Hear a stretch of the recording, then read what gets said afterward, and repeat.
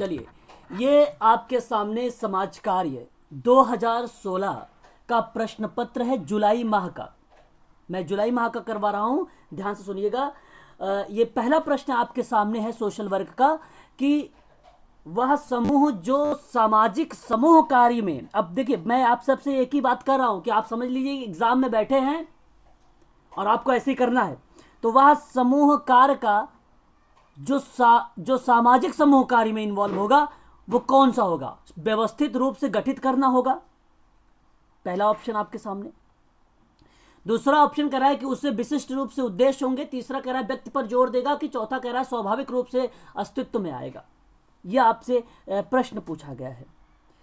तो देखिए, आप सब लोग जानते हैं सामाजिक समूह कार्य की एक ऐसी मेथड से, एक ऐसी विधि है, प्राथमिक विधि है, जिसके माध्यम से सामाजिक सेटिंग है ना, जिसके माध्यम से सामाजिक सेटिंग के अगर हम बारे में बात करें या ग्रुप के बारे में बात करें, समूह के बारे में बात करें, तो हम उसमें सक्षम बनाने की बात करते हैं। चाहे केस वर्क हो, चाहे ग्रुप वर्क हो, चाहे कम्युनिटी वर्क हो।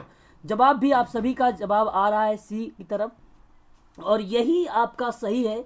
ऑप्शन नंबर सी, व्यक्ति के रूप में गठित होता है, एक विशिष्ट उद्देश्य होता है, व्यक्ति पर जोर देता है, स्वाभाविक रूप से अस्तित्व में आता है। ये नहीं है, ये समूह कार्य का कार्य नहीं होगा, ये गलत है।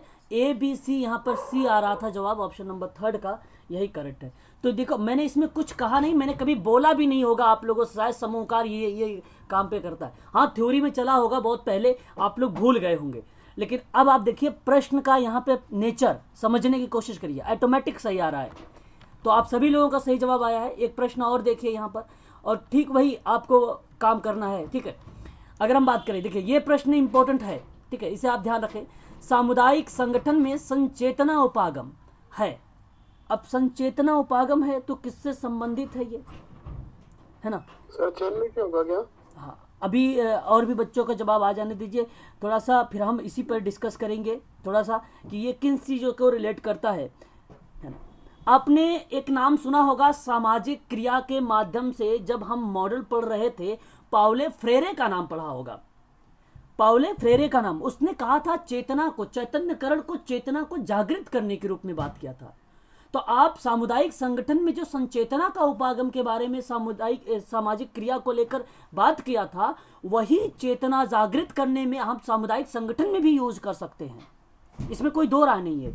तो पाउले फ्रेरे का ये दृष्टिकोण था कि कर्मनिष्ठता ही, यहाँ पर इन्होंने कर्मनिष्ठता को एक अधिक बल देते हुए बोला कि जिन तरीकों से व्यक्तियों और समुदाय को प्रतिबिंबित किया जाता है और क्रिया के माध्यम से सामाजिक वास्तविक महत्वपूर्ण को समझ को विकसित किया जाता है, वो संचेतना का उपागम होता है।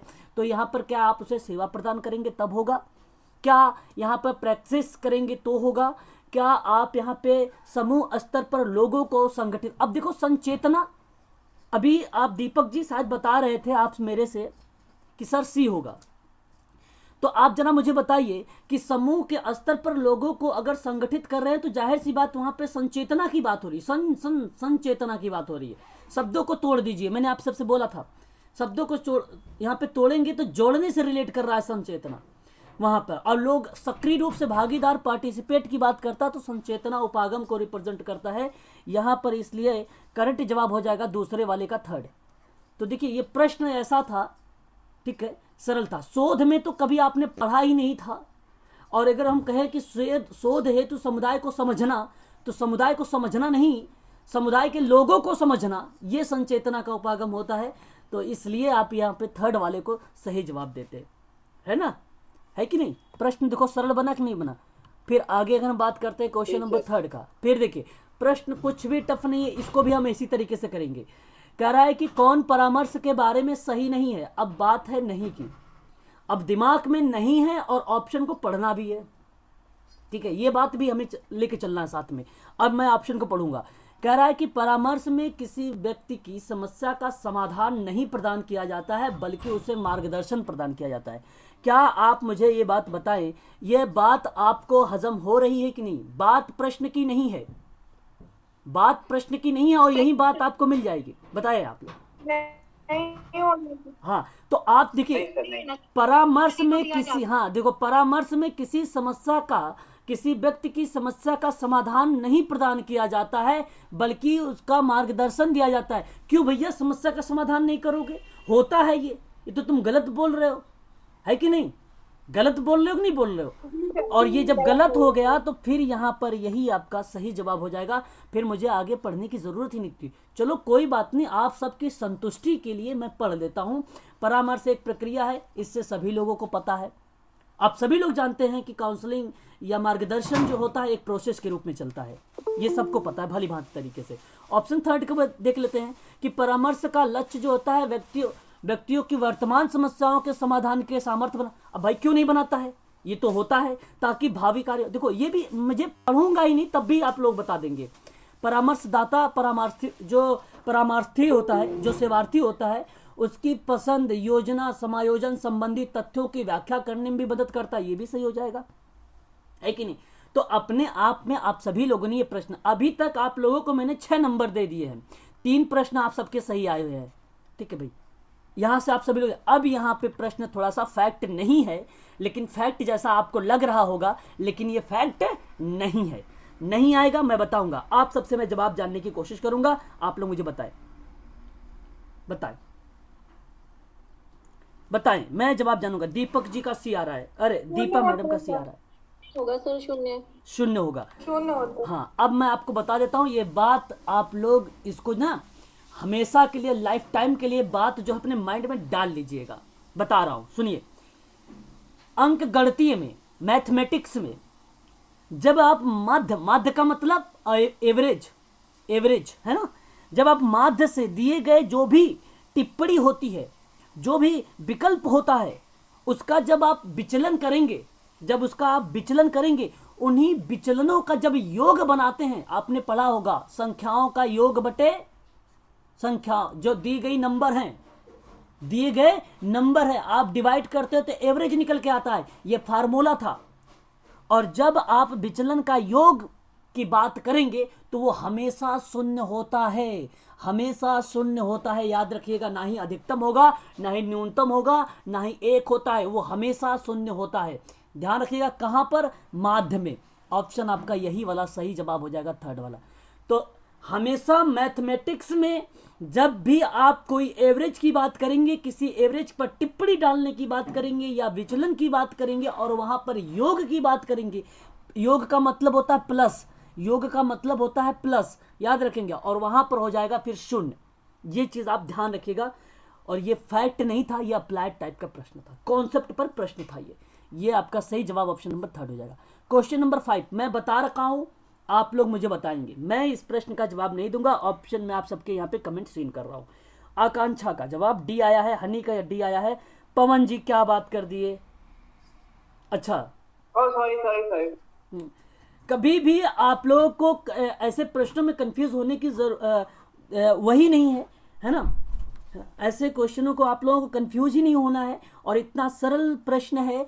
तो मैं आपको बता दूं, ये आप निकालते हैं जब भी कभी असम्मित वितरण के बारे में। अब आप असम्मित वितरण जब भी आए और इस तरीके का फार्मूला नीचे लिखा हो, ये भी प्रश्न इंपॉर्टेंट है, स्टार लगाइएगा। तो यहाँ पर आपसे पूछता है कि माध्य, माध्यिका और बहुलक के बीच में संबंध बताइए, तो संबंध वो हमेशा बहुलक होता है। सबसे पहले हमेशा वो बहुलक आइडेंटिफाई की जाती है, और जब बहुलक आइडेंटिफाई करोगे तो वहाँ पे -3 x बार मीडियन आता है, और जो है -2 आपका x बार आता है। तो 3 माध्य का -2 माध्य जो होगा वो बहुलक के बात में आता है, बहुलक की बात करता है। ऑप्शन आपका यहाँ पर जो होगा डी होगा। ठीक है भाई, यहाँ पे संगीता मैडम का भी गलत आ गया भाई जवाब। ऐसे प्रश्न को क्यों गलत कर रहे हो जो फैक्ट पर ही आधारित हो? 3 माध्य का और -2 माध्य होगा, ये आप ध्यान से सुन लीजिए। बहुलक ही आएगा ऐसे प्रश्न में। आज तक कोई ऐसा फार्मूला ही आप मत सोचिए कि मैंने ये सीखा है कि माध्यिका बराबर ये होता है, माध्य बराबर ये होता है। ये फार्मूला आपने कभी देखा ही नहीं है। आपने केवल फार्मूला देखा है तो बहुलक का देखा है, इस टाइप का। बस ये चीज़ें आपको ध्यान रखना होगा। तो ऑप्शन आपको लगा देना होगा डी वाले को, यही आपको लगा देना है। चलिए आगे बढ़ते हैं, और एक और प्रश्न है। ये क्वेश्चन इंपॉर्टेंट है, एग्जाम में आएगा तो कर लेना है आप लोगों को सही। और मैंने इंपॉर्टेंट कहा, ये जरूर अपने आप में बहुत सारे एग्जाम में पूछा गया प्रश्न होता है। आगे हम बात करेंगे क्वेश्चन नंबर 6 के बारे में, और ये भी अपने आप में इंपॉर्टेंट क्वेश्चन है। और क्वेश्चन नंबर 6 आपसे क्या बोल रहा है, कह रहा है कि लिंग आधारित होने वाले श्रम के घरेलू विभाजन का तात्पर्य। अब देखिए प्रश्न आपको बताऊं टफ नहीं है, फिर मैं प्रश्न को इसको सरल बनाऊंगा, इजी करूंगा आप सबके लिए। अभी देखो कैसे, आप एक बार कर लीजिए, उसके बाद मैं बताऊंगा।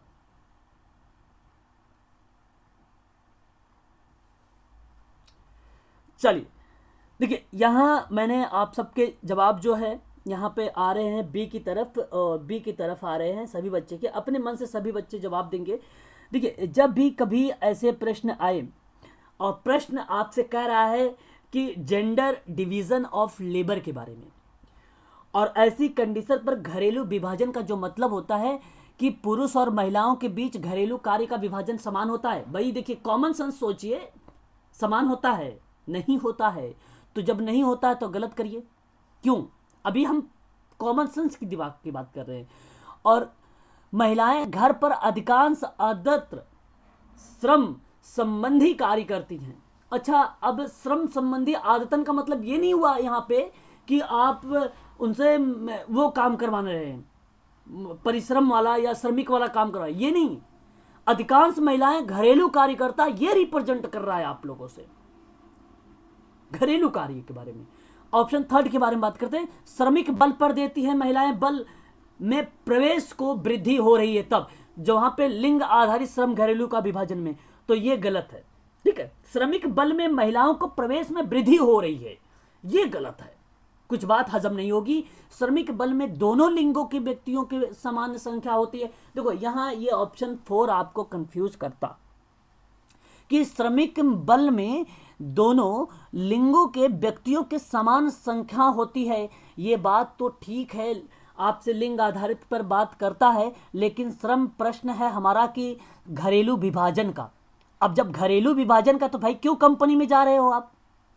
ये तो कंपनी की बात हो गई ना, एक प्रकार से बाहर वाले कामों में की बात हो रही ना, जहां पे महिलाओं को और व्यक्तियों को समानता की बात हो रही थी। तो हम यहाँ पे प्रश्न ये है, तो हम यहाँ क्यों जाए? तो इसलिए हमें ये काट दिया। और जब मैंने ये इस बात को काट दिया, तो घरेलू जो यहाँ पे महिलाओं के बारे में बात हो रही थी, यही हमारा करेक्ट जवाब हो जाएगा। यही हमारा करेक्ट जवाब हो जाएगा, ऑप्शन नंबर 2 वाला। तो ध्यान रखिएगा कि श्रम का लिंग विभाजन महिलाओं और पुरुषों के विभिन्न नौकरियों और प्रकार कार्यों का जब आवंटन के संबंध में बात होता है, तो वहां पर वो अलग हो जाएगा, वहां पर वो अलग हो जाएगा। ये चीज़ आपको ध्यान रखना होगा। और जब हम घरेलू की क्रियाविधि के बारे में बात करते हैं, तो वहां पर वो अलग के रूप में हम देखते हैं। ठीक है, तो श्रम का लिंग विभाजन हर समय तय नहीं होता है कि आर्थिक रूप से, राजनीतिक रूप से, सामाजिक रूप से परिवर्तन में ये जवाब देने के रूप में बदलता रहता है। हर समय ये तय नहीं होता है। परिस्थितियां घरेलू कार्यों को लेकर अगर विभाजन की बात किया जाए तो वो अलग होता है। तो ये सिचुएशन डिपेंड करता है। तो यहां पर घरेलू विभाजन का हम अपने कॉमन सेंस से ही प्रश्न लगाएंगे, है ना, कोई फैक्ट वगैरह से नहीं सोच के लगाएंगे हम सभी लोग। अगर हम बात करते हैं क्वेश्चन नंबर 7 के बारे में कि भारत में अपराधी परिवीक्षा अधिनियम है, तो वर्ष कब पारित किया गया था? तो ये प्रश्न तो इतना सरल है कि भारत में अपराधी परिवीक्षा अधिनियम जो है वो 1958 में क्या किया गया था, पारित किया गया था। आप सबको भली भांति तरीके से पता होगा, तो इसलिए ऑप्शन नंबर ए वाला। तो ये फैक्ट वाला प्रश्न था, तो ये तो आपको करना ही पड़ेगा फैक्ट के आधार पर। और लगभग यहाँ पर प्रीति मैडम, संगीता मैडम, वैशाली, दीपा, आकांक्षा, पंकज जी और अभिनव जी, हनी जी, अजय पटेल, पवन सिंह राजपूत, आप सभी का सही जवाब आया है ऑप्शन ए की तरफ। यही करेक्ट जवाब हो जाएगा। Very good. आगे हम बात करते हैं क्वेश्चन नंबर 8 के बारे में, मूल अधिकार होगा। अब देखो ये प्रश्न बहुत अच्छा है। प्रश्न कहाँ मैं अच्छा बोल दिया कि मैंने ये, मेरा माइंड जो है यहाँ पे चला गया था। तो अस्पृश्यता का अंतर जो शामिल किया वो कौन से जो है मूल अधिकारों में शामिल किया गया है? ये 4 है आपके सामने। मैं जानना चाहूंगा आप सबसे इसका जवाब बताएं। आप सभी लोग बी की तरफ जा रही हैं, दीपा जी जा रही है, संगीता जी जा रही हैं, Deepa Maurya B, okay. And Rupam ji का भी आया है, अभिनव जी का, पवन सिंह का भी आया है, फिर प्रीति रोहेला का जवाब भी आ गया है, वैशाली पाटिल, आकांक्षा मैडम, और उसके बाद अजय सर का भी जवाब आ रहा है बी की तरफ। ओके, कोई बात नहीं। तो आप सभी लोगों ने जो जवाब मुझे दिया है इस क्वेश्चन का, सही जवाब मिला है आप सभी लोगों का 2 वाला। आप सबके सही जवाब आए हैं सेकंड वाले। तो मैं आपको बताना ये चाहूँगा, कभी कभी प्रश्न आप सबसे ऐसे भी प्रश्न पूछ लेता है कि प्राण और दैहिक स्वतंत्रता का संरक्षण किस मूल अधिकार में आया है। तो ऐसी कंडीशन पर आप लोगों को सोचना होगा कि वो स्वतंत्रता का होगा, तो वो स्वतंत्रता का अधिकार होगा। तो यहाँ पे आर्टिकल्स आप लोगों को पता होना चाहिए। जैसे अगर मैं आपसे बात करूँ कि समता का जो अधिकार है वो 14 से 18 के बारे में बात किया गया था, और 14 से 18 में एक आर्टिकल आ गया 17, और 17 आर्टिकल कहता है अस्पृश्यता का अंत। तो इसलिए मैं इस बात को कह सकता हूँ कि यहाँ पर समता और समानता का अधिकार सही जवाब हो जाएगा। ठीक है, तो ये भी प्रश्न अच्छा था क्योंकि डीप में चला गया था ये प्रश्न, है ना। अब देखिए ये प्रश्न, क्वेश्चन नंबर 9।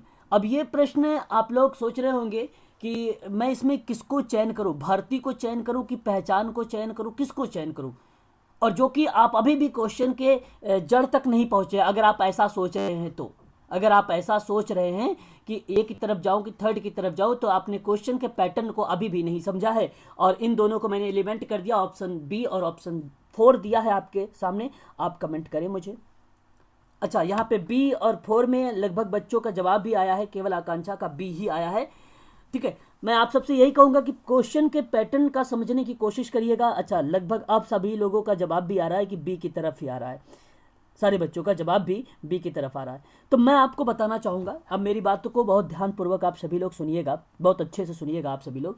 देखिए, एक तो जब कभी हम किसी प्रदर्शन का मूल्यांकन करते हैं तो वहाँ पर हम अलग अलग स्टेप बनता है। जैसे अगर हम बात करें, मेरी बात को सुनिए, प्रदर्शन का जब आप प्रदर्शन के किसी मानक को स्थापित करेंगे तो सबसे पहले मानक को स्थापित करना होता है, उसके बाद मानक का संचार करना होता है, उसके बाद मानदंड प्रदर्शित करना होता है, उसके बाद मानक के साथ प्रदर्शन करना होता है, और वो भी उसकी तुलना के साथ, कंपेयर के साथ, और फिर उसके बाद कर्मचारी के साथ मूल्यांकन करना होता है, फिर कार्मिक होते हैं उनकी क्रियाओं को लागू करना होता है। तो ये कुछ स्टेप होते हैं उस दौरान पे जब हम किसी प्रदर्शन को लेकर हम कार्यों को करने की बात करते हैं। कोई एक व्यक्ति है तो कार्य करेगा कैसे, उसको प्रेजेंट करेगा कैसे, और उन कार्यों को प्रेजेंट करने के लिए इन स्टेपों से हम होकर गुजरते हैं। लेकिन हमारा ये प्रश्न नहीं है, प्रश्न पूछा यहाँ पर ये था निष्पादित मूल्यांकन, और यही निष्पादित मूल्यांकन रिप्रेजेंट करता है what is career development. What is career development, ये होता क्या है ना। बात समझ में आ रही है? एक बार कंफर्म करें आप सभी लोग। बताएं एक बार। Yes sir. तो ऐसी कंडीशन पर जब भी कभी आप निष्पादित मूल्यांकन के बारे में बात करेंगे तो तीन स्टेप आते हैं। ये तीन ही स्टेप होते हैं जो एक दूसरे के चक्र के रूप में घूमते हैं। एक को बोलते हैं असेसमेंट, दूसरे को बोलते हैं डायरेक्टिंग, तीसरे को बोलते हैं डेवलपमेंट या आकलन, निर्देशन, विकास। ये इस तरीके से चलता है असेसमेंट, और असेसमेंट के बाद अगर हम बात करें तो डायरेक्शन, और डायरेक्शन के बाद की जो प्रक्रिया होती है वो प्रक्रिया होती है विकास। अगेन उसके बाद आपका विकास हुआ। अगर आपने देखा कि मूल्यांकन किया, निष्पादित मूल्यांकन यही विकास पे करते हैं, और यही विकास पे जब आपने निष्पादित मूल्यांकन दोबारा किया और बच्चे में फिर कमी दिखी आपको, अगेन आपने असेसमेंट किया और फिर उसके विकास या उसके निर्देशन दिया, और फिर विकास की प्रक्रिया में दोबारा से अगर वो डेवलप नहीं हुआ, फिर इस प्रक्रिया में अगेन यही असेसमेंट होगा। तो ये एक प्रकार का ये निष्पादित मूल्यांकन होता है, समाप्ति की प्रक्रिया होती है। किसकी प्रक्रिया होती है? समाप्ति की प्रक्रिया होती है ना। बात समझ में आई? निष्पादन का मतलब क्या? निष्पत्ति, है ना। एक बार कंफर्म करें। और बात अगर आप कहेंगे तो और मैं आपको बताने की कोशिश करूंगा और सरल शब्दों में। जी जी जी, बोल रहे थे कोई व्यक्ति? ठीक है, कहा था बस। अच्छा, ओके, वेरी गुड। तो यहां मैं आप सबसे यही कहूंगा, इस चीज का आप खास कर, ये स्व मूल्यांकन है, और स्व मूल्यांकन कैरियर जब हम कभी यूज करते हैं तो वहां पे ये तीन बातें हमें ध्यान में रखना पड़ता है। एक असेसमेंट, दूसरा आपका निर्देशन, तीसरा आपका आप लोगों को विकास। ठीक है, मूल्यांकन की बात करेंगे तब हमें यही चीज याद होनी चाहिए। चलिए आगे बढ़ते हैं। और क्वेश्चन नंबर अगर मैं जी क्या 9 का बी होगा। 9 का क्या होगा?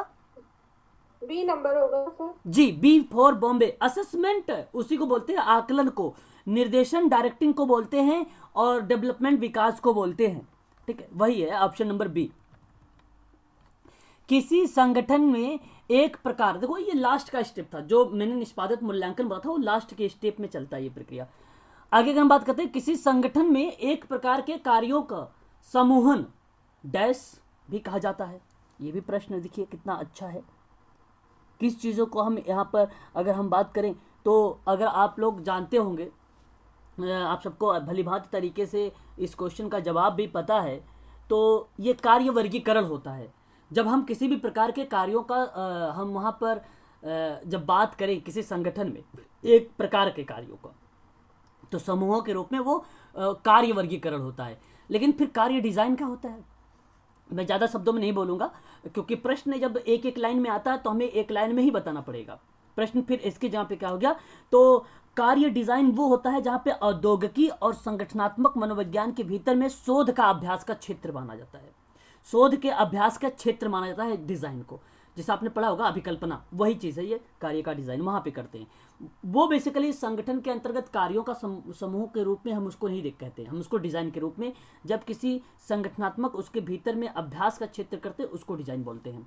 फिर उसके बाद आता है आप लोगों का, अगर हम बात करें कार्य का जो है कार्य का डिज़ाइन मूल्यांकन, तो कार्य का मूल्यांकन जो होगा यहाँ पर, तो वो क्या बोला जाता है, कार्य का मूल्यांकन किसको करते हैं हम लोग। कार्य का मूल्यांकन, जैसे मूल्यांकन एक संगठनात्मक में या एक कार्य की रेटिंग को बताता है, और मूल्यांकन जो है कार्य को पदानुक्रम में जो है कार्यों को लेकर मूल्यांकित करने के रूप में उसके मूल्यों को स्थापित करता है। तो मूल्य को स्थापित करने में मूल्यांकन की एक भूमिका होती है, इसलिए कार्य मूल्यांकन हो जाएगा आपका। ठीक है, तो यहाँ पे आप ध्यान रखें, कार्य के मूल्यों को स्थापने की प्रक्रिया में, स्थापना की प्रक्रिया में कार्य मूल्यांकन कहलाता है।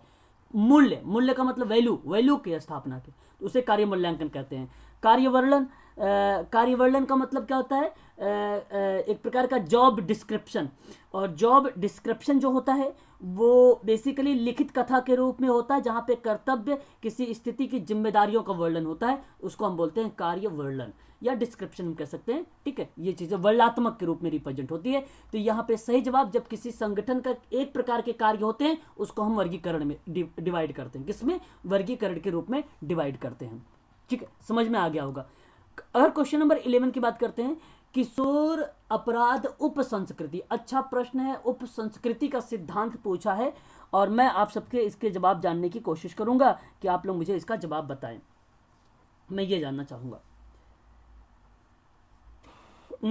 दीपक जी का जवाब आया है, दीपक जी का जवाब आया है ए, रूपम जी का ए, संगीता का बी आया है, फिर उसके बाद दीपा मौर्य का बी आया है, अभिनव सर का भी बी आया हुआ है, कि सभी व्यक्ति लगभग यहाँ पे बी की तरफ जा रहे हैं। कुछ व्यक्ति ही यहाँ पे अल्बर्ट कोहेन का नाम पे लिखे गए हैं, लेकिन मैं आपको बता देता हूँ यहाँ पे आर के मर्टन का ही नाम आएगा, रॉबर्ट के मर्टन, ऑप्शन नंबर 2 वाला ही सही जवाब हो जाएगा। आकांक्षा जी बी सही है, वेरी गुड। आप सोचे ना, यही उप संस्कृति के सिद्धांत। मार्टिन ने तो व्याधिकीय वाला दिया है ना, व्याधिकीय सिद्धांत अपराध का। देखो, अब इसका मतलब ये नहीं कि मर्टन ने केवल एक ही सिद्धांत दिया है तो अब उसके एक ही सिद्धांत से चला जाएगा प्रश्न, है ना। एक ही सिद्धांत मर्टन ने नहीं दिया है। मर्टन की बात अगर करें तो मर्टन ने एक प्रकारवाद में भी अपनी एक अहम भूमिका निभाई है ना। तो हम उसका लेकिन नहीं, उप संस्कृति का पहली बार अगर सिद्धांत है ना। मेरी बात को सुनिए, पहले मेरी बात एक बार सुन लीजिए आप सभी लोग।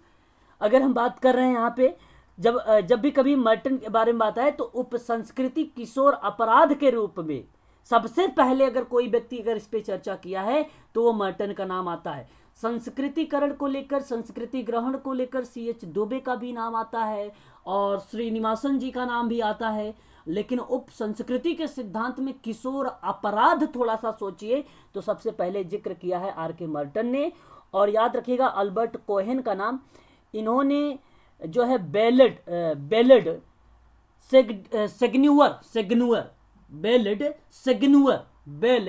सेग्नुअर जो है 1968 में भी दिया था। और book of my mother Albert Cohen ने दिया था, यह आपको ध्यान रखना होगा। और अगर यहाँ पे बिल्सन के बारे में अगर मैं बात करूँ आपसे, विल्सन जो है सामाजिक अभ्यास का परिचय दिया है समाज कार्य में, समकालीन अभ्यास का परिचय दिया है विल्सन ने, समकालीन अभ्यास का परिचय दिया है समाज कार्य में विल्सन ने, ये बात आपको ध्यान रखना होगा। और अगर मैं बात करूं यहाँ पे जेफरी का नाम, तो जेफरी इनका पूरा नाम है लॉन्ग होफर जेफरी, लॉन्ग होफर जेफरी। इसने एसोसिएटेड ये प्रोफेसर थे और ये एसोसिएटेड प्रोफेसर, इन्होंने शोध में एक अपनी अहम भूमिका निभाई है। तो इनका संस्कृति में कोई इन्होंने कुछ बात नहीं किया है, परंतु इन्होंने किशोर अपराध की संस्कृति में, उप संस्कृति के सिद्धांतों में इन्होंने अपना खोज किया है, इन्होंने अपनी खोज किया है। लेकिन पहली बार इसकी अवधारणा, इसका सिद्धांत देने वाला आर.के. मर्टन है, ये आप ध्यान रखिएगा। ये भी क्वेश्चन अच्छा था अपने आप में, ठीक है। तो यहाँ पर ध्यान रखिएगा, ऑप्शन आपका यहाँ पर जो हो जाएगा बी वाला करेक्ट जवाब हो जाएगा। किसी कामना, कामना अथवा इच्छा, अब देखो कामना इच्छा अथवा ये सब कुछ आ रहा होगा माइंड में, भाई सिगमंड फ्रायड है ना, सिगमंड फ्रायड दिमाग में आ जाना चाहिए।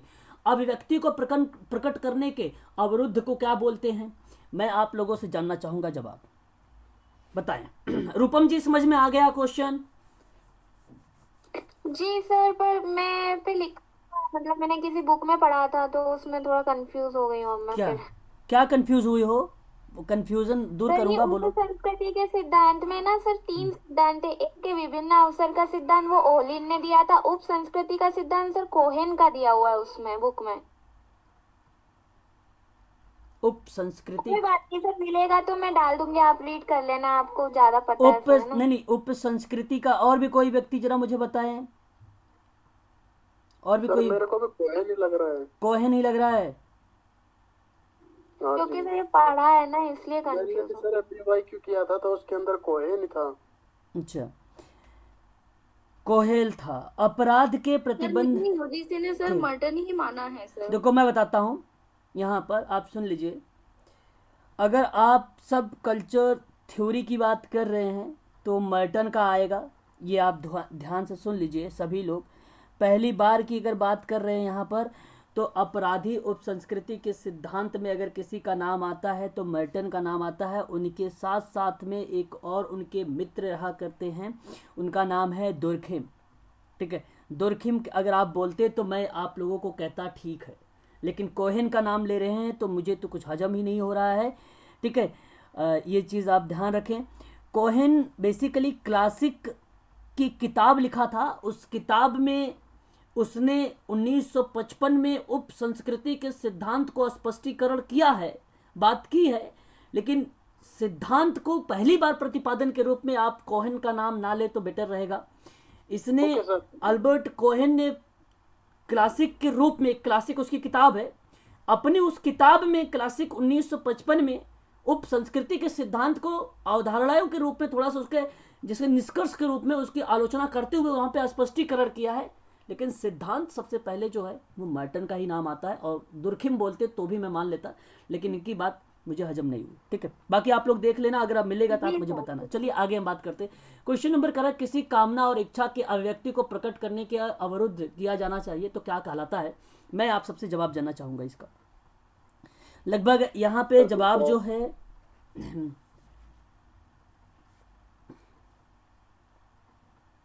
संगीता का आ रहा है भाई डी की तरफ। पश्चगमन, पश्चगमन, पश्चगमन क्या होता है मैडम? बेसिकली पश्चगमन क्या होता है, तो यहाँ पे अच्छा बी, आकांक्षा का बी आ रहा है, निग्रह।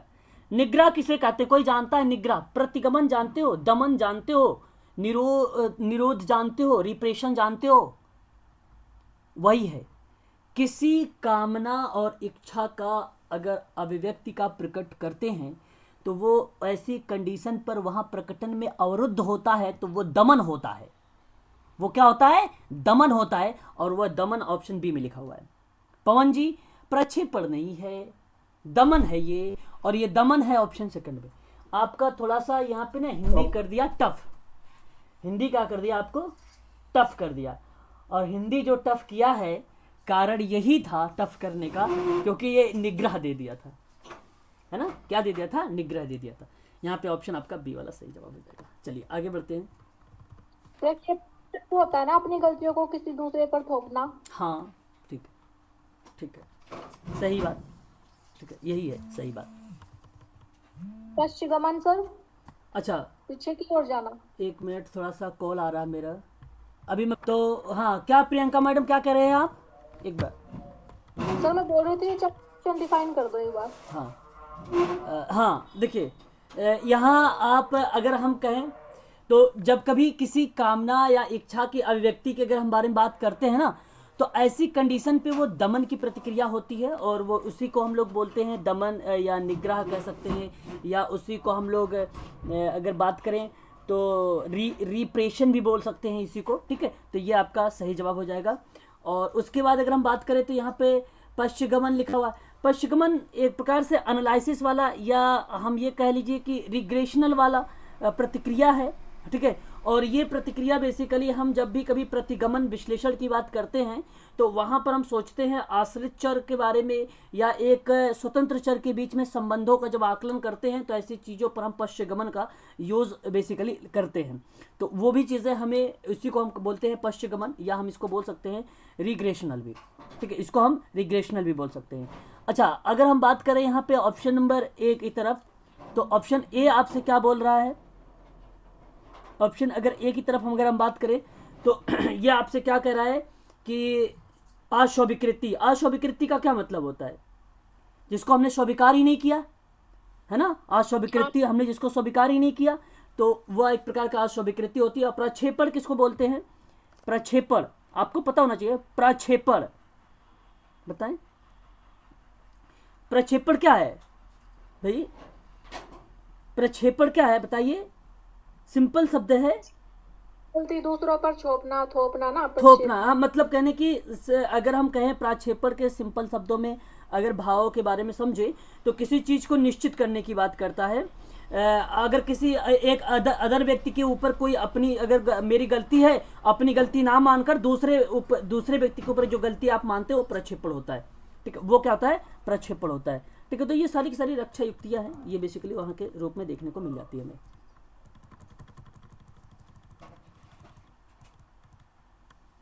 श्रमिक बाजार, अब देखो प्रश्न, अब आप यहां पर पढ़िए। श्रमिक बाजार में श्रमिकों को लैंगिक विभाजन पुनः प्रकटन हो रहा है और इसका अभिप्राय क्या होता है? क्या होता है? पॉइंट ए कि महिलाएं जो हैं उन्हीं कार्यों को कर रही हैं जिन्हें वे घर पर करने की आदी हैं। ऑप्शन सेकंड कह रहा है कि वे कार्य जो निम्न हैसियत है के हैं और उनके लिए कम भुगतान करने वाला होगा, जो पैतृक संबंध में अनुच्छीण रहते हैं।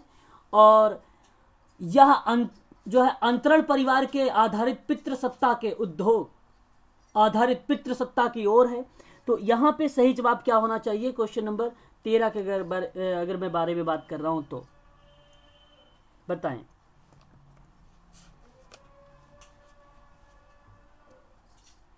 मैं शायद लेफ्ट हो चुका हूं ना? किससे पूछ रहे हैं? बच्चों से। तो लेफ्ट हो गए तो बच्चे सुनेंगे आप? इधर बात।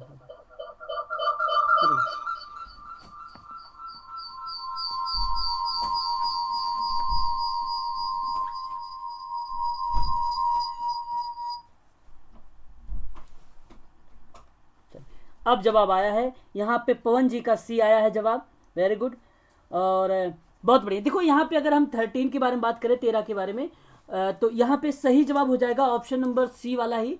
पहला भी सही है आपका, दूसरा भी सही है आपका, तीसरा भी सही है आपका, तो इसलिए आप यहाँ पे कहेंगे ए बी सी, यही करेक्ट जवाब हो जाएगा, ठीक है। क्वेश्चन नंबर 14 के बारे में बात करते हैं। आत्मसम्मान है क्या? व्यक्तित्व, विशेष गुण, मानदंड, अनुष्ठान। क्या है आत्मसम्मान? विशेष गुण है सर। विशेष गुण है, यहाँ पे जवाब आ रहे हैं। और भी व्यक्ति बताएं जरा क्या है आत्मसम्मान। क्वेश्चन नंबर 14 आपका पूछ रहा है सेल्फ स्टीम। तीसरा ही सही आएगा विशेष। हाँ हाँ, तीसरा यहाँ पे सही जवाब आएगा। जो सेल्फ स्टीम की बात मैं कर रहा हूँ, आत्मसम्मान की बात कर रहा हूँ, और ये बात आप लोगों को भली भांति तरीके पता होगा मैस्लो वाले में।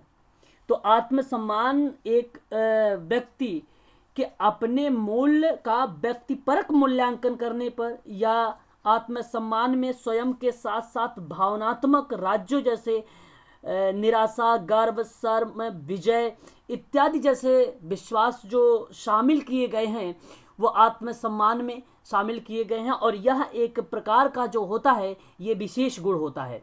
तो यहाँ पे सही जवाब हो जाएगा ऑप्शन थर्ड वाला, यही आपका करेक्ट जवाब। क्वेश्चन 15, पहली बार भूदान कहाँ भी चला, मतलब कहाँ से चलाया गया था पहली बार? तो सरल प्रश्न था, पोचमपल्ली, है ना? आप लोगों को तो ये पता रहा होगा भाई, ये तो अच्छे तरीके से जानते हैं। क्वेश्चन नंबर 16, अब देखिए, अब मैंने आप लोगों को ये पढ़ाया है और मैंने बताया भी है कि जब कभी ऋणात्मक विषमता का विवरण होता है तो आप इसको ध्यान रखिएगा। एक फार्मूला वो था जहां पे आप मोड निकाल लेते, इज इक्वल में 3 मीडियन करके, 3 मीडियन माइनस 2 मोड 2 एक्स बार कर रहे थे। ठीक उसी प्रकार से एक और फार्मूला आप याद रखेंगे विषमता में। तो ये फार्मूला जो था असम्मित वितरण में था, जो अभी आपको मैं बताया हूँ, mode is equal 3 median minus 2 X bar. ठीक उसी प्रकार से जो ऋणात्मक विषमता की बात करता है तो इसमें आप ध्यान रखेंगे लेस देन का नाम। अब आप जरा बताइए लेस देन कहाँ दिखा हुआ है? लेस देन किस ऑप्शन में है? लेस देन किस ऑप्शन में?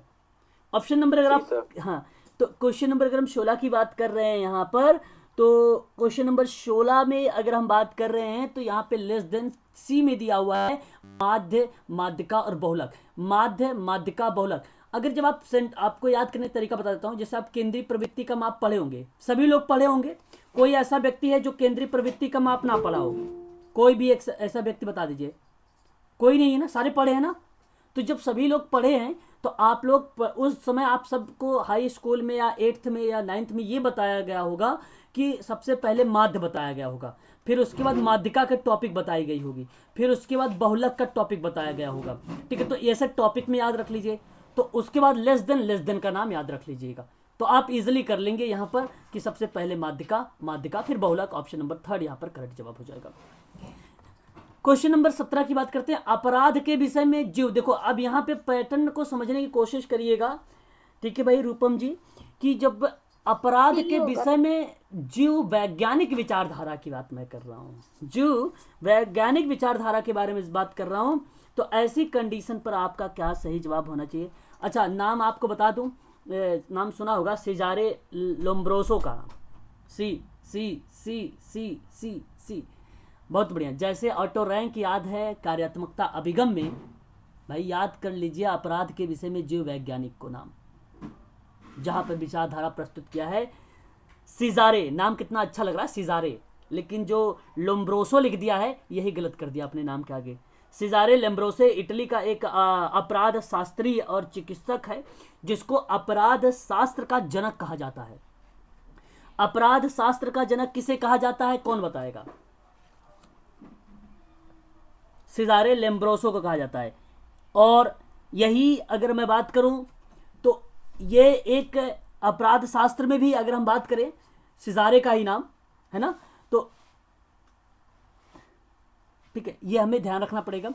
आगे अगर हम बात करें डेनहम ने 28 सिद्धांत दिए हैं, ठीक है, 28 सिद्धांत दिए हैं। और जॉक यंग के बारे में अगर हम बात करें तो जॉक यंग के बारे में अगर हम बात करें तो संस्कृति अपराध के बारे में बात करते हैं। संस्कृति अपराध, संस्कृति उप संस्कृति अपराध नहीं, जो है सांस्कृतिक अपराध। कौन सा? सांस्कृतिक अपराध, संस्कृति नहीं सांस्कृतिक। ओके, याद रखिएगा ये जो है जॉक यंग, और ये तो इनका आई है मतलब है।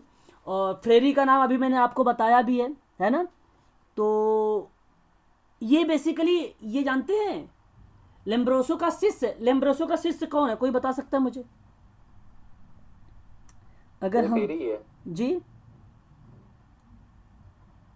तो फेरी ही है शायद। हाँ, यहाँ पर एनरिको फ्रेरी है, एनरिको फ्रेरी इसका पूरा नाम है। ये बेसिकली इसका शिष्य रहे हैं। और मैं आपको बता दूं कि इन्होंने आपराधिक समाजशास्त्र में बात किया है, लेकिन इन्होंने कहा कि शारीरिक जीन और प्राकृतिक स्थिति और सामाजिक वातावरण के समायोजन का परिणाम मान लिया था। बस इतनी बात आप ध्यान रखिएगा, थोड़ा सा इनका अलग था ये पैटर्न। हालांकि ये दो ऑप्शन कंफ्यूज कर देते, जो बच्चे पढ़े हैं इसके बारे में वो कंफ्यूज होते। लेकिन अब आपको मैं बता देता हूं कि जो जीव वैज्ञानिक विचारधारा वाले व्यक्ति हैं ये हैं, और ये जो वैज्ञानिक विचारधारा नहीं मानने वाले जो नहीं हैं, ये फ्रेरी हैं, ये आपको ध्यान रखना होगा। नाम क्या है इनका? एनरिको फ्रेरी।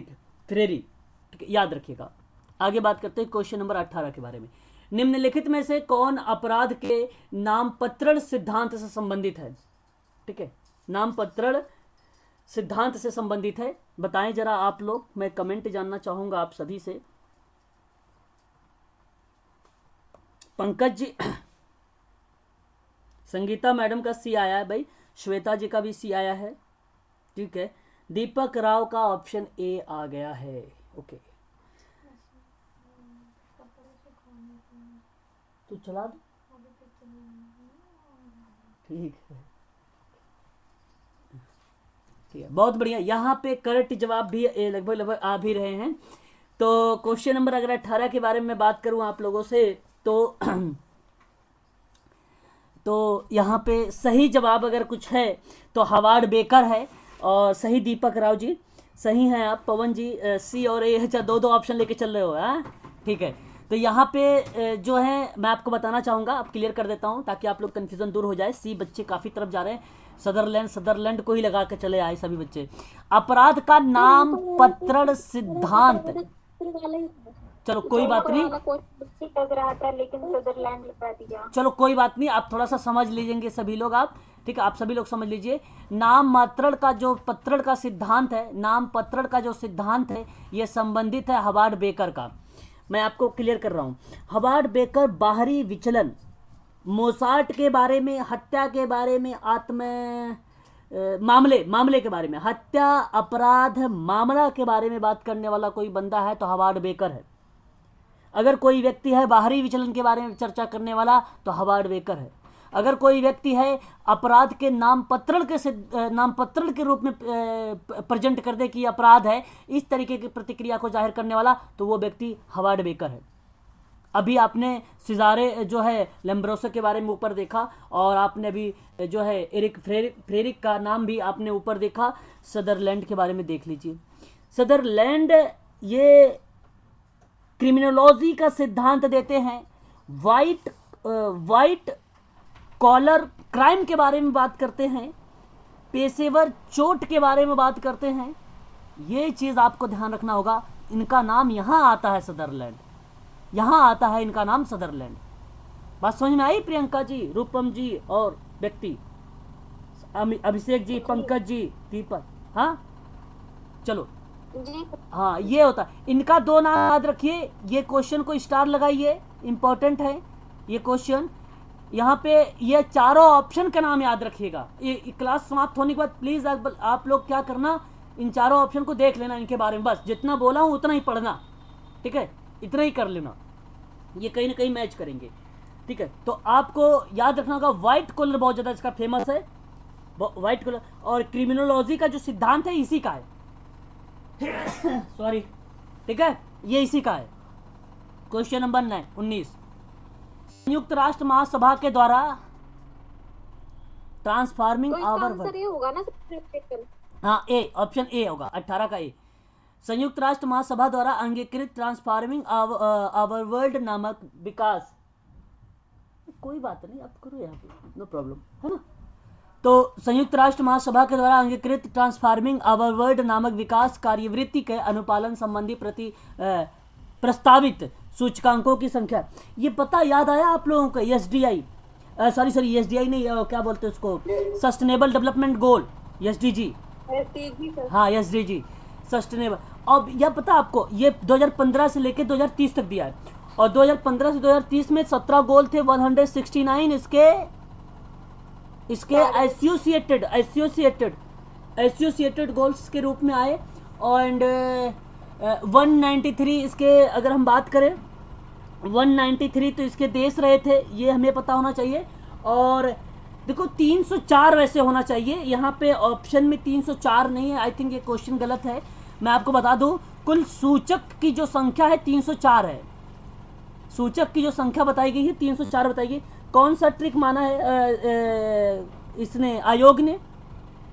309 बता रहे हैं आप लोग। श्वेता 315 भाई, नहीं 309 दीपा नहीं होगा, 290 नहीं होगा, ये कुछ सूचक थे, वो 304 है, आप ये नोट कर लीजिए, 304 है, नहीं मानो है 304 इसके हैं, ठीक है, ये आप नोट कर लीजिए, सूचक जो है 304 है, ठीक है, ये आपको ध्यान रखना है। ऑप्शन में अच्छा यहाँ पे डी वाले को आप लगाइए, फिर 304 के बाद ये 309, सर आई लोग ने बी माना है। हाँ फिर इसी को मानिए, लेकिन ऑप्शन में 304 अगर आएगा तो उसी को लगाना, 309 मत लगा के आ जाना, 304 को लगा के आना, क्या लगाएंगे सर? 304, हाँ 304 लगा के आना ऑप्शन में।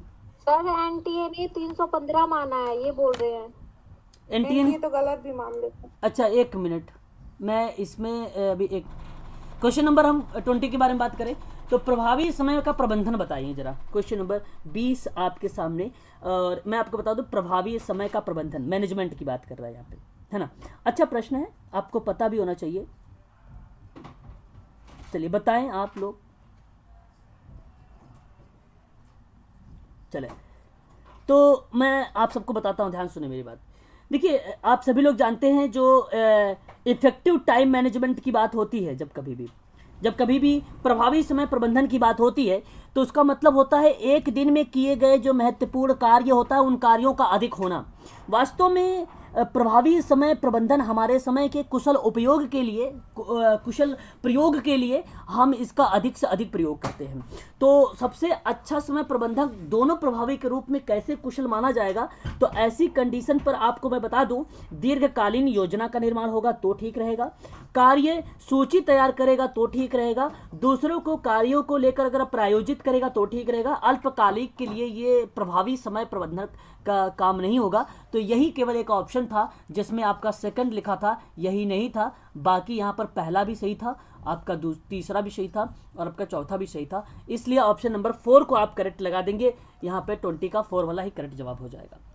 यहाँ पे निम्नलिखित में से कौन सा असहमति दूर करने की विधि है, असहमति दूर करने की कौन सी निम्नलिखित में से यहाँ पर विधि है, ये हम जानना चाहेंगे आप सभी लोगों से,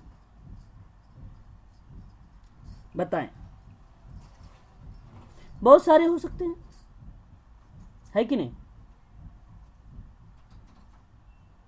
जैसे विवाद को दूर कैसे करेंगे, किन किन चीजों को लेकर, बाध्यकारी या परोपकारिता के जबरदस्ती अगर कोई चीज वाला। और देखो एक चीज ध्यान रखिए, असहमति दूर करने की विधि क्या हो सकती है, अपीड़न हो सकता है, बाध्यकारिता बोलते हैं, अपीड़न का मतलब होता है बाध्यकारिता, इसका मतलब होता है अगर हम बात करें किसी चीज को कभी कभी जोर जबरदस्ती के माध्यम, लेकिन उतना सकारात्मक नहीं होता, लेकिन ये विधि के रूप में जाना जाता है असहमति दूर करने के लिए, तो अपीड़न रखा जाएगा। अगर हम बात करें यहाँ पे पार्थोमुख विरासत, तो पार्थोमुख जो विरासत होता है इसको बोला जाता है ना, विरासत नहीं यार रियासत, तो इसको जो बोला जाता है, हाँ रियात, तो जो पार्थोमुख होता है ना, इसका मतलब ये होता है परोपकारी। क्या होता है, परोपकारी। तो परोपकारी भी एक प्रकार से असहमति को दूर करने की विधि हो जाती है। और विषय पर मानचित्रण भी आपका ये हो जाएगा, विषय पर मानचित्रण भी नहीं, विषय पर मानचित्रण नहीं होगा, परिहार हो जाएगा। परिहार होता है, परिहार का मतलब होता है बचाव, परिहार का मतलब होता है बचाव, परिहार का मतलब होता है बचाव, ठीक है। यहाँ पर 1 2 3 नहीं है, यहाँ पर ये वाला तीसरा नहीं है, 1 2 3 कहीं दिया भी नहीं है ना। अच्छा यहाँ पे था 1 2 3, इसका सही जवाब क्या होगा बताएं जरा, बचाव भी तो होना चाहिए आई थिंक, क्या होना चाहिए इसका सही जवाब? तो चारों हो सकते हैं सर, मेरे हिसाब से तो सभी में आ रहा है, 1 2 3 परिहार से नहीं माना है। अगर हम 3 निकालते हैं सर, 3 तो सभी में है। 1 2 3 1 2 4, 1 2 4 किसी ऑप्शन में है ही नहीं, 1 और 2 4 किसी ऑप्शन में है भी नहीं, ऐसा कोई ऑप्शन ही नहीं है जिसमें 3 ना हो। 3 तो सभी में है, हाँ 3 तो हो गए। हाँ फिर तो 3 तो होगा यार, ये सही है। इसका मतलब विषय का मानचित्रण रखा है, ठीक है। चलिए विषय का मानचित्रण को हम मान लेते हैं, विषय का मानचित्रण यहाँ पे इसको ओके कर लेते हैं। विषय का मानचित्रण होता है असहमति को दूर करना, ठीक है।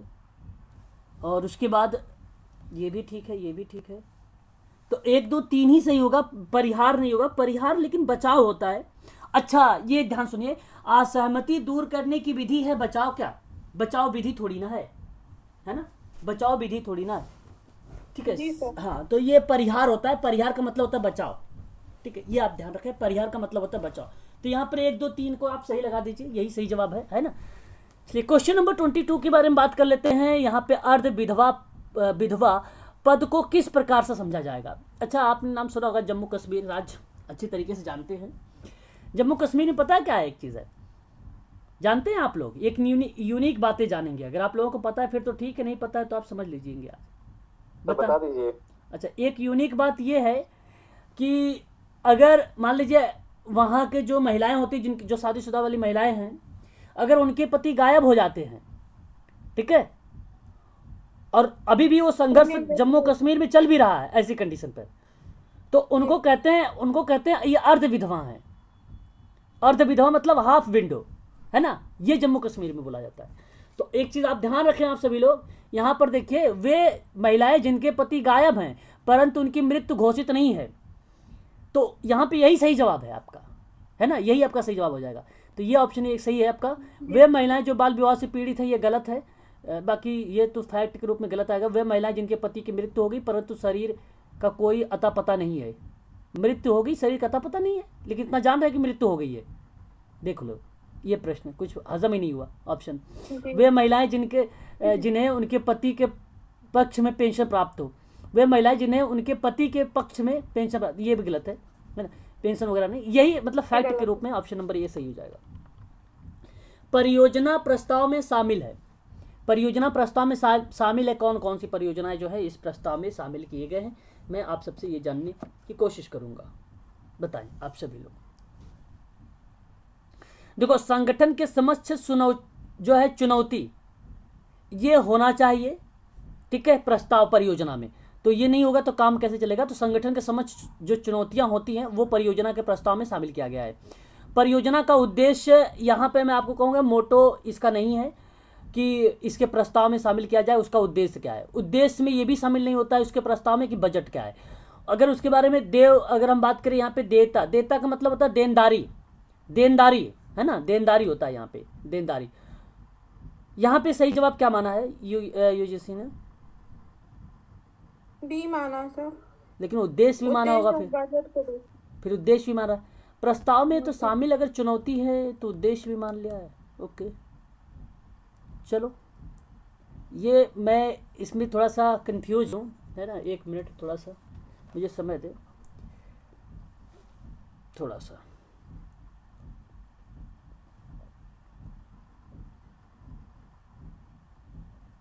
चलिए, यहाँ पे आप लोग इसी को सही कर लीजिए कि आपका पहला और दूसरा ही सही हो जाएगा कि संगठन के समक्ष चुनौती को भी और परियोजना का उद्देश्य को भी, इन दोनों को शामिल किया गया है, ठीक है। तो बजट और देनदारी को शामिल नहीं किया गया है, ठीक है। यह आपका पहला और दूसरा सही हो जाएगा। पहला वाला सही है ना, पहला वाला सही माना है ना यूजीसी ने, पहला ही सही है। बजट नहीं आएगा क्या? नहीं, बजट वगैरह नहीं आएगा। परियोजना तैयार करेंगे तो बजट नहीं बनाएंगे कि हम कितना लागत आएगी। बजट की जरूरत होती है ना। प्रस्ताव है, परियोजना है, परियोजना है, मैं मानता हूँ परियोजना में आप करेंगे, लेकिन प्रस्ताव में शामिल।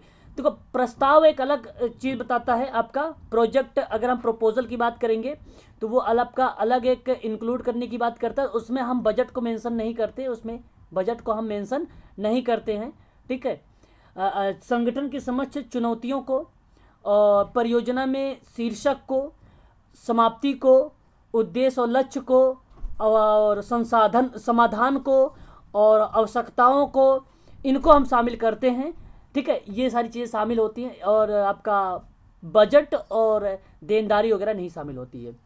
रिपीट कर देता हूं दोबारा से। परियोजना प्रस्ताव को अगर हम जब भी कभी दस्तावेज के रूप में आंतरिक या बाह्य परियोजना के रूप में परिभाषित करेंगे या प्रस्ताव में शामिल करेंगे तो प्रस्ताव का एक शीर्षक होगा, उसमें प्रस्ताव की समाप्ति और तिथि होगी, उसमें उद्देश्य और लक्ष्य होगा, उसमें आवश्यकताएं होंगी, उसमें प्रस्ताविक समाधान होगा, उसमें विवरणकर्ता होगा, उसमें और कुछ उसके अनुभाग होंगे छोटे छोटे, वो भी, और प्लस में संगठन के कुछ समक्ष चुनौतियां होगी, वो भी इसमें शामिल की जाएंगी। बजट नहीं शामिल होगा, ना ही देनदारी शामिल होगा प्रस्ताव में। याद रखेंगे आप सभी लोग, उतना ही शब्द आप लोग ध्यान रखेंगे जितना मैंने आपको बताया।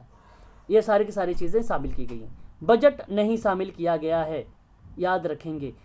बजट के बारे में जैसे अगर आपके पास ये विचार आ रहा है कि बजट क्यों नहीं, तो ये बेसिकली एक तत्व के रूप में प्रस्ताव को जब शामिल किया जाता है तब वहाँ पर हम एक परियोजना को जब शामिल करेंगे या परियोजना का उद्देश्य शामिल करेंगे, फिर प्रोजेक्ट का क्षेत्र को शामिल करेंगे, जब क्षेत्र को शामिल करेंगे तो योजनाओं को शामिल करेंगे, फिर बजट को भी शामिल करेंगे।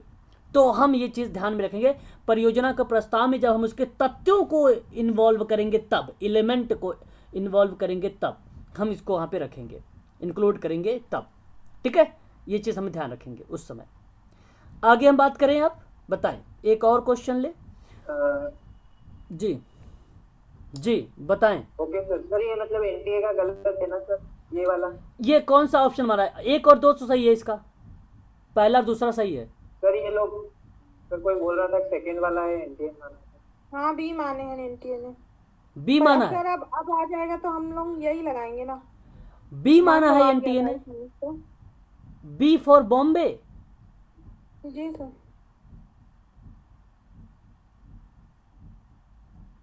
इतना सारा बोल दिया।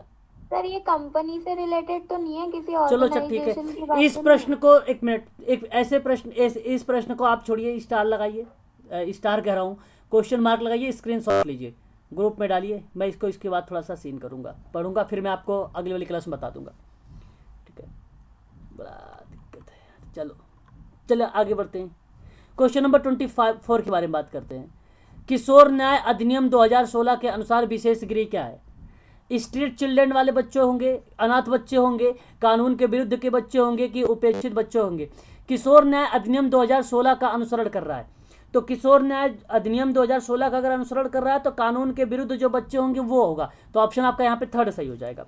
ठीक है, पंकज जी का जवाब भी यहाँ पे आया है, ऑप्शन नंबर 3rd की तरफ आया है। सही जवाब बता रहे हैं पंकज सर आप। तो अब जो स्पेशल के बारे में बात मैं कर रहा हूँ, होम एज पर द कौन सा किशोर न्याय अधिनियम 2016 जो इन्वॉल्व किया गया है वो बेसिकली कानून के विरुद्ध बच्चों के बारे में। ठीक है, ये चीज़ें बताया जाता है।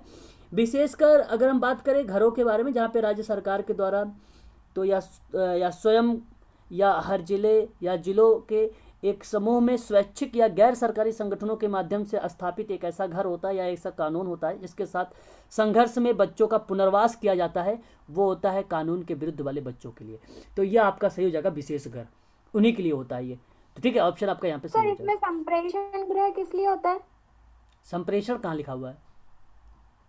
नहीं इसमें नहीं लिखा, मतलब ये कानून में आता है ना, किशोर न्याय अधिनियम में। संप्रेषित गृह आता है, संप्रेषण नहीं जी आता सर, है। वो संप्रेषित कह लीजिए या इसे संप्रेषित बोल लीजिए। ठीक है, वो किसके लिए होता है सर? हाँ, ये इन्हीं बच्चों के लिए होता है, जैसे स्ट्रीट वाले गली, ये इनके बात इनके नहीं होते, उनमें भी पुनर्वास की बात होती है। आपने सही पूछा है। ठीक है, उनमें भी स्पेशल, इसमें भी क्या नाम है, अनाथ बच्चे वाले हो सकते हैं, उपेक्षित बच्चे वाले हो सकते हैं, स्ट्रीट वाले बच्चे हो सकते हैं, जो अपने अधिकारों से दूर वाले बच्चे हैं, जो सुधार करने की बात होती है, उनको सुधारने में भी वो भी आते हैं इसमें। ठीक है, लेकिन बेसिकली जो कानून के विरुद्ध वाले बच्चे आएंगे वो विशेष गृह में आएंगे। बाकी यहाँ पे जितने बच्चे आ रहे हैं वो संप्रेषित वाले बच्चे में आएंगे। ठीक है सर, विशेष गृह को सुधार गृह भी कहा जाता है क्या? हाँ बिल्कुल बोल सकते हैं, वो सुधार गृह है, सुधार गृह ही आएगा, लेकिन नाम वहाँ पे विशेष गृह रखा है, सुधार गृह नहीं रखा गया है उसका नाम। सुधार गृह वगैरह के बारे में बात किया गया है 1601 में, एलिजाबेथन वाले में। ठीक है, यहाँ पे बात मत करिएगा वरना गलत हो जाएगा, क्वेश्चन ऐसे नहीं देगा आप लोगों को, यहाँ से नहीं पूछेगा, 1601 से पूछेगा।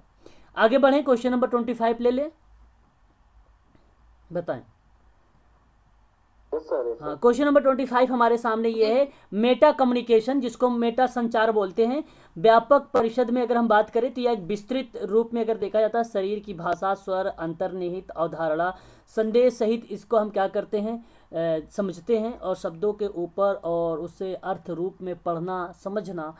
तो ऐसी कंडीशन पर हम इसको कहते हैं कि यह हमारा जो है नॉन वर्बल होता है, यह हमें वर्बल नहीं होता है, तो इसलिए आवाचिक संकेत के रूप में मेटा संचार को हम समझते हैं। पैरा लैंग्वेज नहीं होगा, ना ही वर्बल होगा, ना ही दोनों के साथ होगा। ठीक, ऑप्शन आपका बी वाला सही हो जाएगा यहाँ पे, सेकंड वाला। आगे हम बात करते हैं क्वेश्चन। पैरा लैंग्वेज को एक बार बता दीजिए।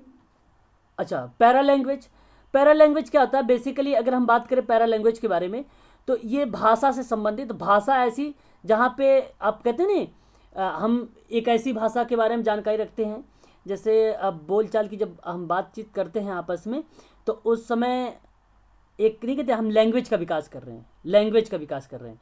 तो जब आप किसी लैंग्वेज का विकास करते हैं तो उसमें पिच, वॉल्यूम, जो एक होता है इंटोनेशन, मतलब ये सारी चीज़ें वहाँ पे डेवलप होती है, विकास होता है। तो वो बेसिकली पैरा लैंग्वेज होता है। पैरा लैंग्वेज में ये संशोधित पाठ होता है ना, ये संशोधित पाठ होता है और नॉन फोमिनिक गुण पाए जाते हैं इसमें। तो फोनिक वाले अगर बात करें, पिच, वॉल्यूम और इंटोनेशन, जिसको हम बोलते हैं पिच, तारत्व और प्रापक, 3 शब्द आता है ये। तो ये पैरा लैंग्वेज के अंतर्गत आता है, जिसमें हम यहाँ पे ओकल वगैरह से विकास वगैरह के बारे में बात करते हैं, वो चीज़ें आती है। ठीक है, ओकल वगैरह से, ओकलिक्स के रूप में जाना जाता है, इसलिए ओकल वगैरह इसको हम ध्यान रखते हैं, वहाँ से पैरा लैंग्वेज होता है। ठीक है, ये डेवलप होता है। जैसे बच्चा नहीं बोला का, अटक अटक के बोला, तो प्रैक्टिस करवाता है। तो पैरा लैंग्वेज तो यहाँ पे यही चीज़ें यूज़ करता है, ओकल वगैरह का बार बार रिपीट करवाना, टंग को दबाना पीछे हकलाना से। को भी यूज कर सकते, जी हकलाना भी यूज हाँ हो हाँ, सकता है। अगर अगर मान लो उसको बच्चा हकला रहा है तो उसको सुधार करने के लिए हम क्या करते हैं, वही यही टेक्निक अपनाते हैं पैरा लैंग्वेज वगैरह का, पिच वगैरह का, वॉल्यूम वगैरह को, ये जो है इंटोनेशन वगैरह का, इसी टेक्निक का प्रयोग करते हैं पैरा लैंग्वेज में। जब सहक्रिया होती है। कम्युनिकेशन जी सर, हाँ, मेटा कम्युनिकेशन संकेत से बात करना होगा क्या? मेटा कम्युनिकेशन संकेत कहाँ होगा? अवाचिक होता है, अवाचिक संकेत होता है। हाँ हाँ, अवाचिक, वाचिक संकेत में सोच रहा था, वाचिक संकेत नहीं होगा, अवाचिक संकेत होगा। जी सर एक बात यहाँ बताना चाहूंगा सर, फेसबुक अपना नाम मेटा रख रहा है सर। हाँ, मेटा रख रहा है फेसबुक अपना नाम, न्यू नेम कर रहा है फेसबुक, मेटा रख रहा है अपना नाम। नहीं मेटा फेसबुक, मेटा फेसबुक नहीं, मैं समझ नहीं पा रहा हूँ आप क्या कहना चाह रहे नहीं, हो। क्वेश्चन आने वाला नहीं है सर, ये लोग जो बता रहे हैं ना वो। आने वाली बात नहीं है, इस बात पे समझ नहीं आया, मैं प्लीज। एक्चुअली फेसबुक ने अपना नाम चेंज करके सर मेटा कर दिया है। हाँ हाँ हाँ, अच्छा, वो चलिए, अच्छा ठीक है। तो यहाँ पे ऑप्शन आपका सेकंड वाला सही जवाब हो जाएगा। ठीक है, जब सहक्रिया होती है और उसका विकास होता है तब क्या होता है? तब दल के साथ सदस्य रूढ़िवादी का विचार अपना लेते हैं, बताएं? नहीं। नो, हाँ, दल सदस्य अपने कार्यों को भावपूर्ण ढंग से शुरू कर देते हैं, वेलकूल। जब सहक्रिया होती है तो उनका विकास, तब दल के सदस्य अपने कार्यों को भावपूर्ण ढंग से शुरू कर देते हैं। बात ठीक है भाई, ये आपका सही जवाब हो जाएगा। आत्मनिरीक्षण नहीं होता है स्वयं का, ना ही वह पुनर्आवंटन होता है अपने कार्यों का, ये भी गलत हो जाएगा। आपका ऑप्शन यहाँ पर सेकंड वाला सही हो जाएगा। ऐसा कौन से तत्व हैं जो यह निर्मित करते हैं कि एक व्यक्ति अथवा एक क्रिया असामान्य है तो कष्ट होगा? मानकों की अवहेलना, की नियंत्रण की कमी, की असुरक्षा। तो मैं आप लोगों को बताना चाहूँगा इसका सही जवाब, तो ध्यान से मेरी बात को सुनिए। यहाँ पे कष्ट भी होगा, मानक अवहेलना भी होगा, नियंत्रण का अगर हम बात करें कमी भी होगी, असुरक्षा भी होगा। तो कब? जब वह कौन सा तत्व है जो निर्मित करते समय एक व्यक्ति अथवा एक क्रिया असामान्य है। मानक की अवहेलना होगी तो भी असामान्य होगा, कष्ट होगा तो भी असामान्य होगा, नियंत्रण की कमी होगी तो भी असामान्य होगा, असुरक्षा होगा तो भी असामान्य होगा। बताइए जरा, यहाँ पे पहला वाला सही नहीं होगा? बिल्कुल होगा, है ना? ऑप्शन नंबर ए सही है, करेक्ट। विशेष गुणों का विकार होता है, व्यक्तित्व विकार। विशेष गुण क्या होता है? दुष्चंता थोड़ी ना विकार होता है, ना ही लैंगिक विकार होता है, ना ही वाद्य मनोवृत्ति होता है, व्यक्तित्व विकार होता है, पर्सनालिटी डिसऑर्डर होता है। ये विशेष गुण का विकार हो या शील गुण का विकार हो तो भी इसी के अंतर्गत आता है। व्यक्तित्व पर्सनालिटी से टॉपिक है ये। विभिन्न मदों के सापेक्ष निर्धारित करने के लिए किस अनुमाप का उपयोग किया जाता है? थर्स्टन का माप जानते हैं आप लोग? थर्स्टन का माप बिल्कुल पता होगा आप लोगों को। थर्स्टन का माप क्या होता है?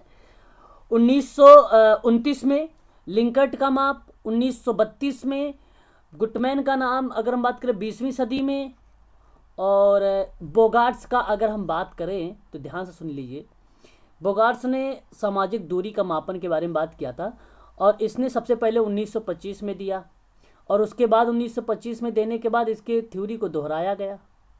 फिर उसके बाद जब दोहराया गया तो 1946 में दोहराया गया, 1956 में दोहराया गया। अच्छा, इसको आप थोड़ा सा ध्यान रखेंगे सभी लोग। और 1966 यानी 1966 में दोहराया गया।